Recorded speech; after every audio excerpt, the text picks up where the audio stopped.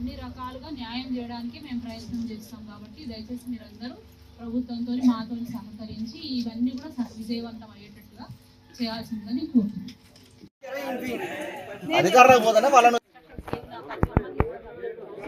మీకు తెలియకపోతే ఇంకెవరు చెప్తారా మేడం? మీరే కదా చెప్పేది. మరి ఆ రుణమాఫీ అరువులు ఇప్పుడు వాళ్ళ అరువులకు ఎట్లా, వాళ్ళకి ఇప్పుడు ఎట్లా వాళ్ళ పరిస్థితి?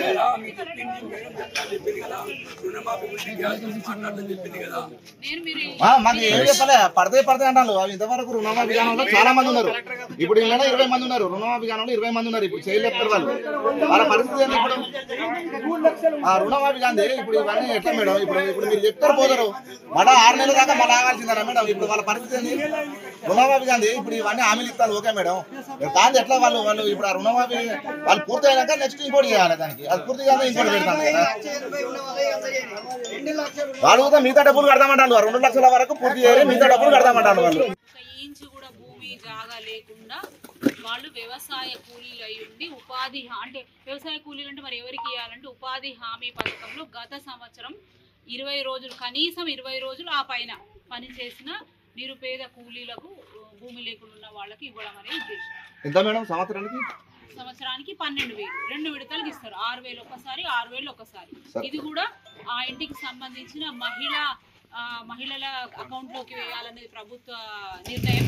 ఒకవేళ ఆ ఇంట్లో ఎవరైనా మహిళ లేకుంటేనే మగ వ్యక్తికి వస్తుంది తప్ప, అంటే ఆ ఇంట్లో మహిళలు లేరు కదా అని వాళ్ళకి రాకుండా పోదు. ఆ ఇంట్లో కనుక మహిళ అంటే ఫస్ట్ మహిళ అకౌంట్లోకి వస్తుంది. మహిళ లేనప్పుడే ఆ ఇంట్లో ఉన్న మగ వ్యక్తికి వస్తుంది. ఎందుకంటే ప్రభుత్వ ఉద్దేశం కూడా నేను సార్ ఇప్పుడు నేను ఏవో సార్ వచ్చింది సార్, వాళ్ళు ఎంక్వైరీ చేసుకుంటాను, భూములు ఎంక్వైరీ చేసుకుంటాను సార్. ఇప్పుడు ఏమన్నారంటే తండ్రి నుంచి కొడుకు అట్లా చేసుకున్న వాళ్ళు చాలా మంది ఉన్నారు స్లాట్లు. అవి మాత్రం పడేయని చెప్పిండు. ఎందుకు పడేది సార్ అంటే వాళ్ళకి మాకు గైడెన్స్ రాలేదు, అవి ఇప్పుడు పడే, అవి ఎప్పుడు పడేది తెలియదు అని చెప్పిండు. నిన్న ఏవో సారే చెప్పిండు అవి పడేయని. ఎందుకంటే ఇప్పుడు రైతు బంధు పడేటప్పుడు వాళ్ళతో పాటు అందరికి పడాలి, వీళ్ళకి కూడా పడాలి. ఇప్పుడు తండ్రి కన్నా పడాలి, లేకపోతే కొడుకు కన్నా పడాలి. మేము అనేది అది. ఎందుకంటే కోల్పోతారు కదా సార్. అట్లా ఎంతో మంది చేయించుకున్నారు, 20-30 మంది చేయించుకున్నారు అట్లా. ఇప్పుడు ఎవరు ప్రశ్నించకపోతే ఆగమవుతారు కదా సార్. ఇప్పుడు 2 లక్షలు పడిన వాళ్ళు చాలా మంది ఉన్నారు, వాళ్ళకి మాత్రం బాధ లేదా? సరే మేము చెప్తాండొచ్చు, వాళ్ళకి మాత్రం బాధ లేదా? ఎవరైతే సార్ దానికి పడలే కదా అది.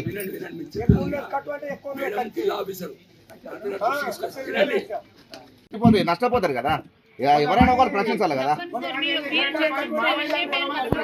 ఆ గ్యాసులు చూస్తే చాలా మంది ఆ రోజు నుంచి మేము అప్లికేషన్ పెట్టిన నుంచి కొంతమంది ఆన్లైన్ అన్నారు. ఆన్లైన్ కాదు అది. ఎప్పుడో ఆఫీసులో పోతే కరెక్టే ఉన్నది. పైనుంచి పడింది మేమేం చేయాలని బరాబర్ వాళ్ళు చెప్తాను. వాళ్ళు ఆపరేటర్ చెప్తాను, కంప్యూటర్ ఆపరేటర్ చెప్తాను, పైనుంచి పడింది మేమేం చేయాలని. అది ఎందుకు పడతలేదు? అది పడలేదా? గ్యాస్ 500 రూపాయల గ్యాస్ పడలే కదా అది. అది ఒకసారి చూడండి మేడం అది. ఎందుకంటే ఇప్పుడు మనం పూర్తి కావాలి, అందరికి రావాలి. కరెక్ట్ వస్తే దానికి ఎవరైనా ఒప్పుకుంటాం మేడం. పడింది పడనట్టే ఉంటుంది కదా. సరే మేడం, మీరు ఇప్పుడు ఇల్లు వైజ్గా సరే సారు కార్యదర్శి గారు ఎంక్వైరీ చేయాలి. ఎందుకంటే అందులో ఏ ఒక్కరికి రాకుండా కానీ మరి అడగవలసిన పరిస్థితి వస్తుంది మేడం. నేను చెప్తాను అది. ఏ ఒక్కరు ప్రతిపక్షంగా కాకుండా అందరికీ అర్హులైన వరకే ఇవ్వమంటున్నాం. మేము కూడా అనర్హులకు అవసరం లేదు.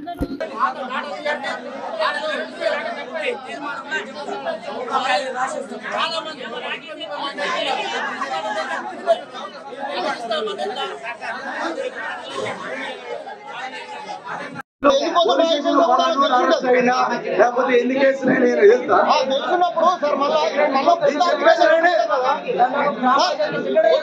వేసుకున్నప్పుడు కూడా ఆగిపోతాయి కదా. లేకుండా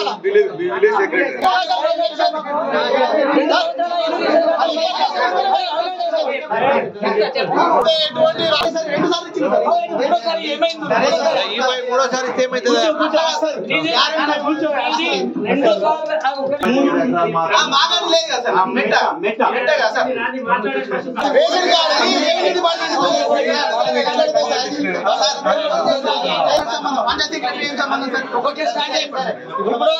రైతు భరోసా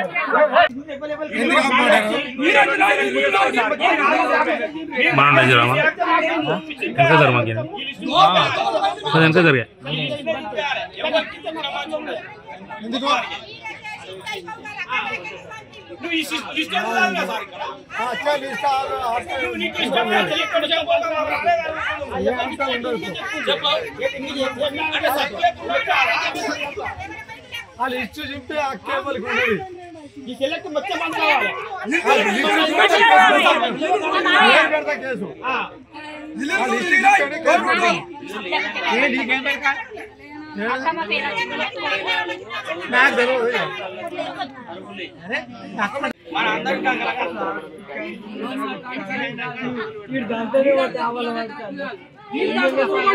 అరే నా పేరే లేదు అప్పుడు నేను చూస్తాను నా పేరే నిన్ను అడగలేదు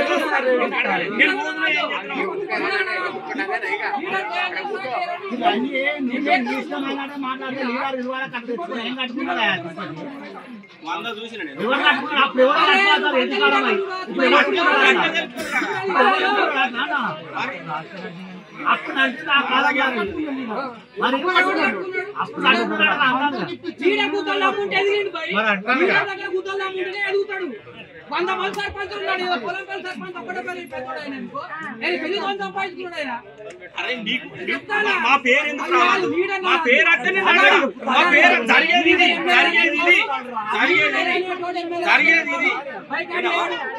నువ్వు 100 సార్లు వాళ్ళ ఇంటికాడ ఉండు నిన్ను అర్థాల నేను కానీ మా పేరు ఎందుకు రావాలి జరిగేది అది ఇది జరుగుతుంది అక్కడ సార్ ఏం చెప్పిండు శాసనసభ డిక్లేర్ చేస్తారని చెప్పిండు అందుకే అంటానా లేకపోతానా సార్ చెప్పిండు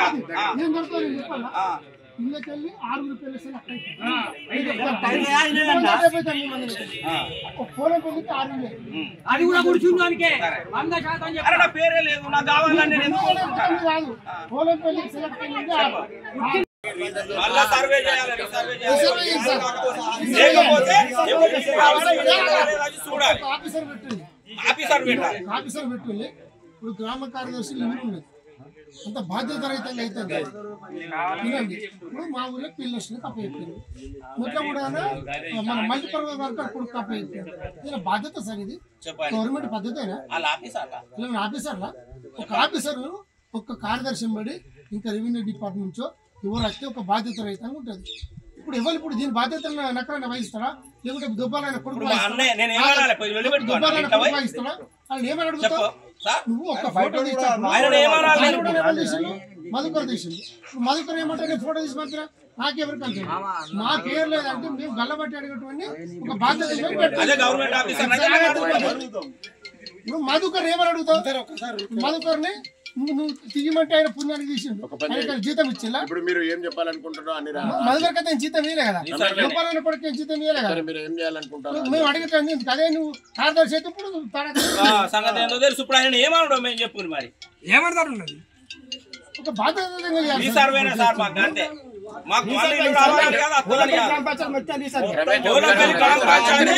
రేషన్ కార్డుతో సహా చెప్తా